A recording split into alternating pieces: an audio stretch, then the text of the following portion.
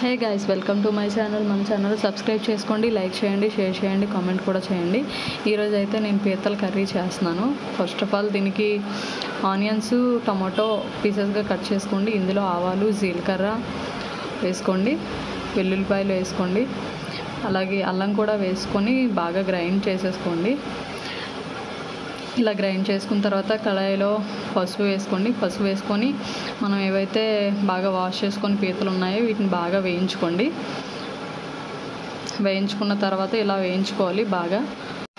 ఇలా బాగా వేయించుకున్న తర్వాత వీటిని సైడ్కి తీసేయండి. సైడ్కి తీసి ఫస్ట్ అయితే గ్రైండ్ చేసుకొని ఉంచుకున్నాం కదా ఆనియన్స్, టమాటో, ఇవైతే వేసుకొని బాగా వేపుకోండి.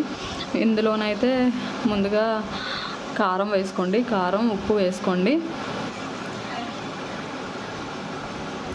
వేసుకున్న తర్వాత ఇప్పుడు కొంచెం జీరా, కొంచెం ధనియా పౌడర్ కూడా వేసుకోండి. వేసుకొని బాగా మిక్స్ చేసుకోండి. ఇలా బాగా మిక్స్ అయిన తర్వాత పచ్చిమిర్చి కూడా వేసుకోండి. నేనైతే పచ్చిమిర్చి ఎక్కువ వేసుకోలేదు, ఎందుకంటే కారం ఆల్రెడీ 3 టేబుల్ స్పూన్స్ వరకు ఎక్కువగానే వేసుకున్నాను. ఇప్పుడైతే వేయించుకొని ఉంచుకున్న పీతలు అయితే వేసేసుకోండి.